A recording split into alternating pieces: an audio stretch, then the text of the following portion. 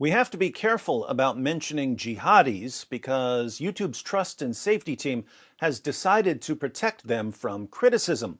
Jihadis are now a protected group on the platform. And we have to be careful about mentioning the persecution of Christians because YouTube's trust and safety team has decided that it's hate speech to talk about the persecution of Christians. With that said, we do need to report the latest attack in Indonesia, but I'll try to soften the information as much as possible by only quoting an Islamic news source.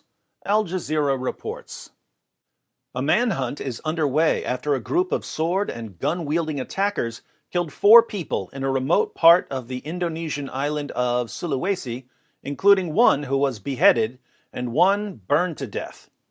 The ambush took place in Lembantanggoa village in central Sulawesi province on Friday morning. Authorities said the victims were members of a Christian community, but a police official said the assault was not religiously motivated.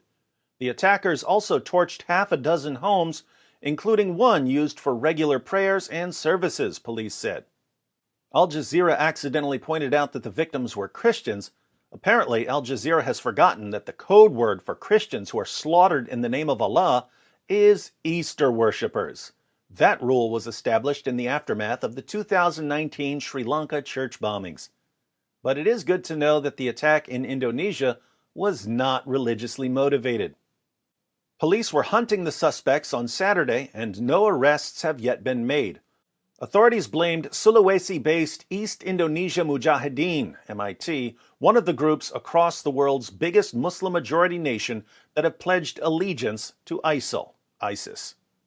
We reached the conclusion that they, the attackers, were from MIT after showing pictures of its members to relatives of the victims who witnessed the ambush, said Yoga Priyahutama, Sigi Regency police chief.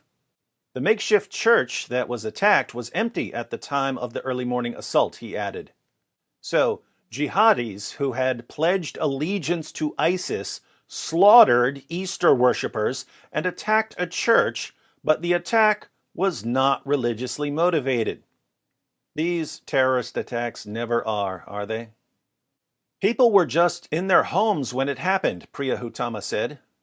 Lembantanggoa village head Rifai, who, like many Indonesians, goes by one name, said one victim was beheaded and another was nearly decapitated.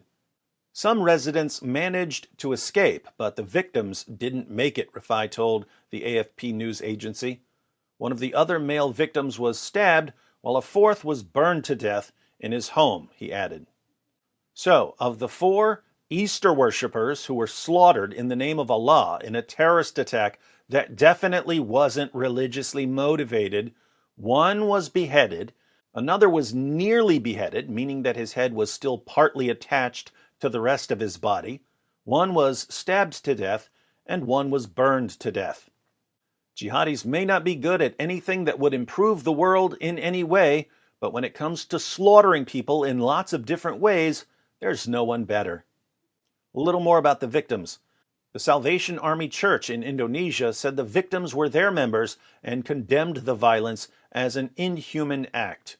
We would like to express our sorrow and condolences to the deceased's families and members of the congregation who were affected, the Salvation Army said in a statement.